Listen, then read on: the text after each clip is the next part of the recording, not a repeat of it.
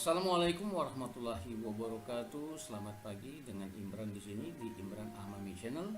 Baik, kali ini saya membuat video tentang bagaimana cara mengupdate project cost control program yang saya publish di LinkedIn. Oke.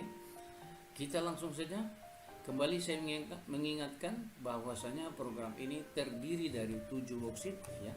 Mulai dari entry table seperti yang tampak di layar saat ini, dan di bagian entry table ini juga sekaligus ada home office expendable pada bagian yang gelap ini. Oke. Kemudian ini ada side office expendable, kemudian ada project cost control report, kemudian ada project cash flow curve and bar, kemudian ada project cash flow, ada project cost balance di sini, dan terakhir itu ada project cost breakdown.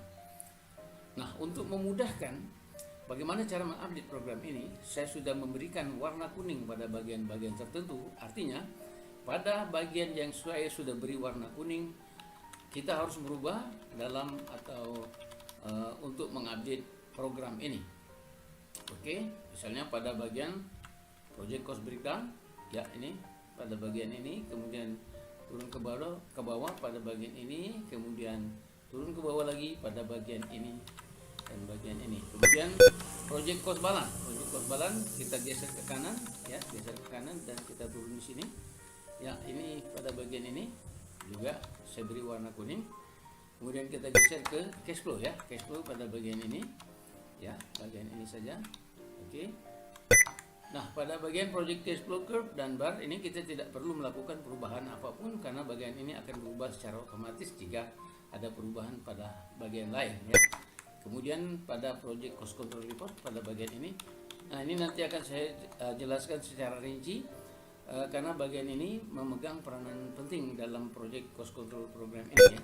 Kemudian pada side office expendable pada bagian ini, kemudian pada home office expendable pada bagian ini ya. Oke.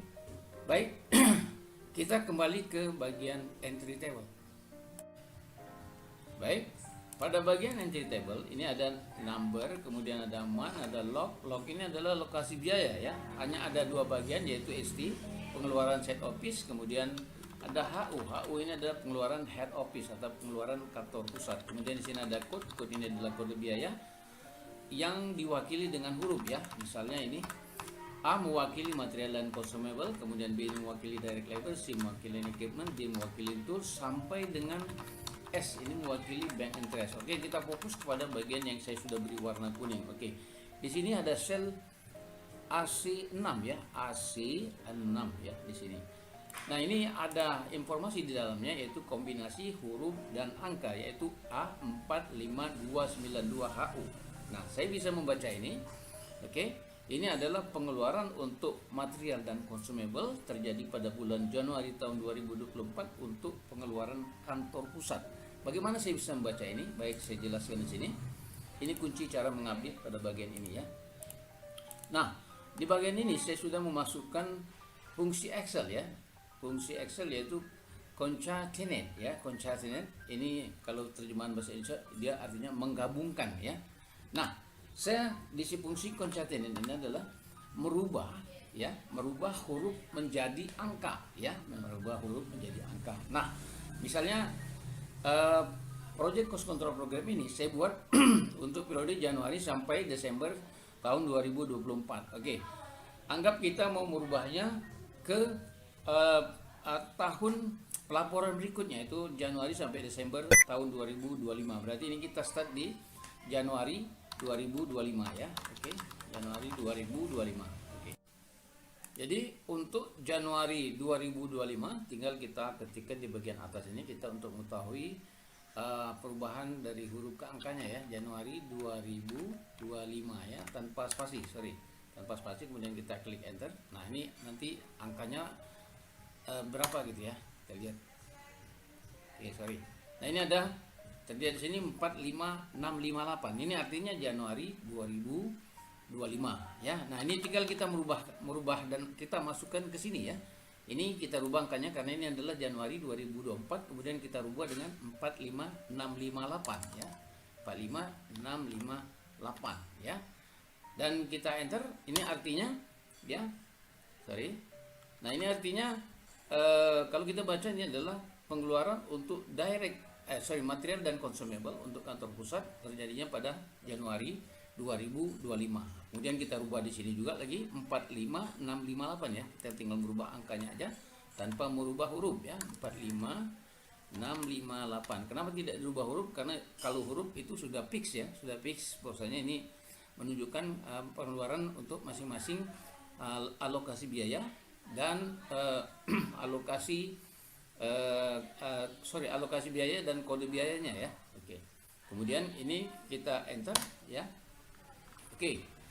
Dan ini kita membacanya adalah pengeluaran untuk ya B itu adalah direct labor, pengeluaran direct labor ya untuk kantor pusat pada bulan Januari 2025. Kemudian seterusnya kita rubah juga ya sampai ke 45658 45658 ya. 45658. Oke. Enter. Ya. Ini artinya pengeluaran untuk equipment ya. Pengeluaran kantor pusat dan terjadi pada bulan Januari 2025. Kemudian ini kita rubah sampai ujung Januari 2025. Ini kita rubah ya. Kita rubah menjadi Januari 2025 dengan ketik manual seperti ini ya. Januari 2025 ya. Berarti kita udah selesai. Jika kita sudah input sampai ujung Januari 2025 ya.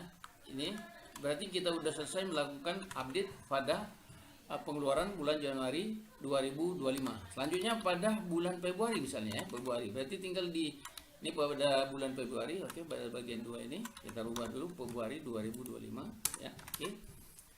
Tinggal kita ketik lagi di sini ya untuk melihat perubahan angka ya dari huruf ke angkanya. Kita ketik di sini misalnya Februari 2025 tanpa spasi ya. Oke, kita lihat perubahan angkanya.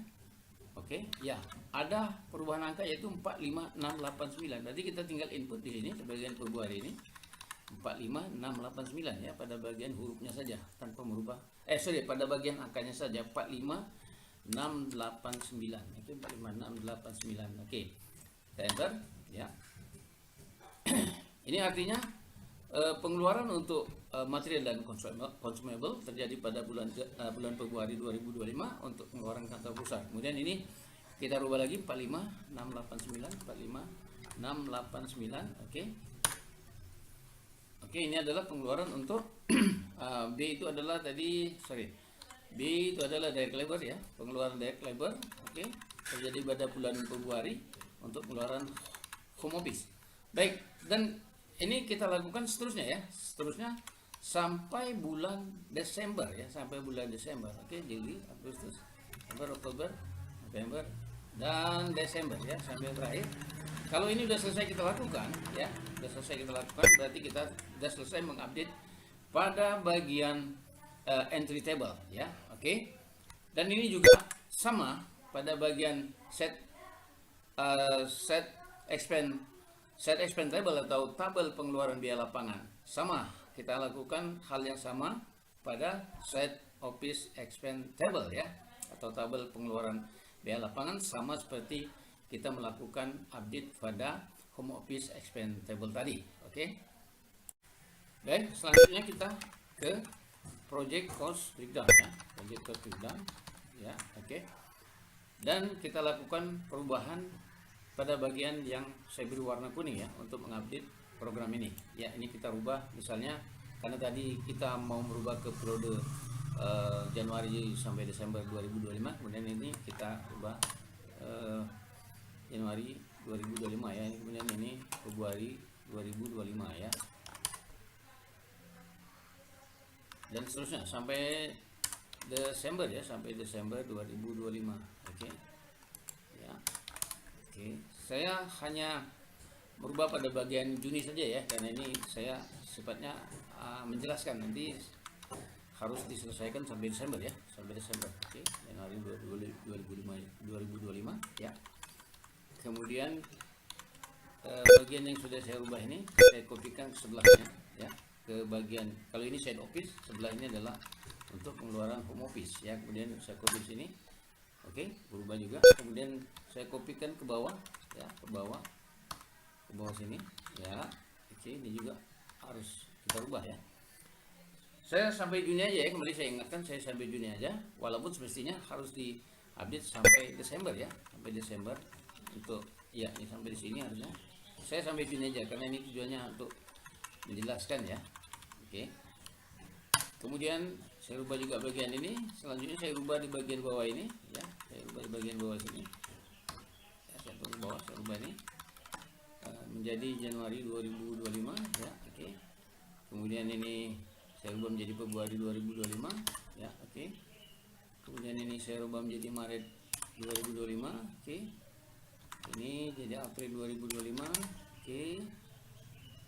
Oke, ini Mei 2025, oke. Dan ini Juni 2025, oke. Saya sampai Juni saja ya, oke. Kemudian ini saya copy ke bawah, oke. Sini bagian ini ya, oke. Sorry. Nah, jika sudah melakukan perubahan pada langkah-langkah tadi ya, pada bagian-bagian tadi, berarti kita sudah selesai melakukan perubahan atau update pada project cost breakdown ya. Selanjutnya kita ke project cost balance. Nah, pada bagian ini kita geser kursor ke kanan ya, ke kanan, kemudian kita turun ke bawah ya, pada bagian ini ya, pada bagian ini sorry ya, pada bagian ini yaitu pada sel ya AB37 ya, AB37 ya, ya ini oke. Sebenarnya kebetulan sudah dirubah ya, ini seharusnya dari kita rubah dari 2024 ke 2025 kan, ini kebetulan saya sudah rubah ya, oke. Ini saya rubah ya, mestinya saya lakukan seperti itu ya, 25 ya, oke. Dan ini tadi kebetulan saya sudah rubah ya, oke, sampai bulan Juni ya, sampai bulan Juni, oke ya, ini. Dan ini dilakukan seterusnya sampai Desember ya, Desember. Oke. Nah, jika sudah melakukan perubahan atau audit pada bagian tadi, maka kita sudah selesai melakukan update pada project cost balance. Selanjutnya pada project cash flow ya, kita hanya merubah pada bagian ini saja ya, pada bagian ini saja. Maaf, ini juga sudah saya rubah ya. Ini harusnya dirubah seperti ini misalnya ya. Ya, ini berarti. Nah, jika kita sudah melakukan perubahan pada bagian ini, berarti kita sudah melakukan update pada project cash flow ya. Pada bagian project cash flow curve and bar ini kita tidak perlu melakukan perubahan apapun, karena pada bagian ini akan berubah dengan sendirinya jika ada perubahan pada bagian lain. Oke. Nah, ini yang perlu saya jelaskan tadi, seperti saya informasikan sebelumnya, bahwasanya bagian ini memegang peranan kunci ya. Ini angka pada amount of ini adalah menunjukkan bulan di mana pengeluaran biaya, baik itu biaya side office maupun biaya home office ya. Misalnya ini bulan 6, ini berarti pengeluaran biaya yang terjadi pada bulan Juni 2025 ya, 2025 untuk pengeluaran home office dan side office. Jadi jika ingin melihat pengeluaran biaya pada bulan-bulan sebelumnya ya, kita tinggal mengetikkan angka pada bagian ini ya. Misalnya itu bulan Januari itu diwakili dengan angka 1, bulan Februari diwakili dengan angka 2, bulan Maret diwakili dengan angka 3, dan seterusnya ya. Misalnya kita ingin melihat pengeluaran biaya pada bulan Maret ya, bulan Maret, berarti kita tinggal mengetikkan angka 3 di sini ya. Kita enter, jadi perubahan di angkanya, perhatikan angkanya berubah ya. Ini artinya menunjukkan pengeluaran biaya yang terjadi pada bulan Maret ya 2025. Kemudian bulan April misalnya kita ingin tahu pengeluaran pada bulan April, kita lihat perubahan angka di sini ya. Oke. Nah, ini biayanya berubah, ini artinya pengeluaran biaya yang terjadi pada bulan April saja ya. Kemudian ini bulan 5 misalnya, bulan Mei ya. Mei di bawah pun berubah ya, Mei 2025. Nah, ini pengeluaran biaya yang terjadi pada bulan Mei 2025. Nah, bagian ini memegang peranan kunci, artinya bagian ini, jika bagian ini dirubah, maka bagian lain pada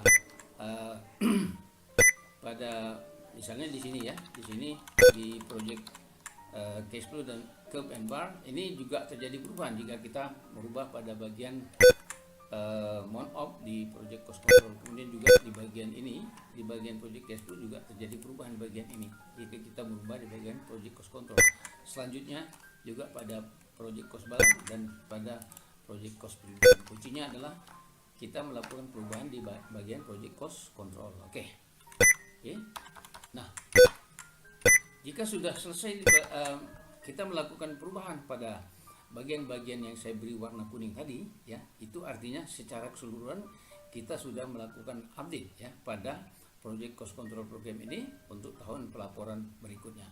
Maka seperti saya informasikan di LinkedIn bahwasanya program Project Cost Control Program ini akan berlaku seumur hidup atau selamanya ya.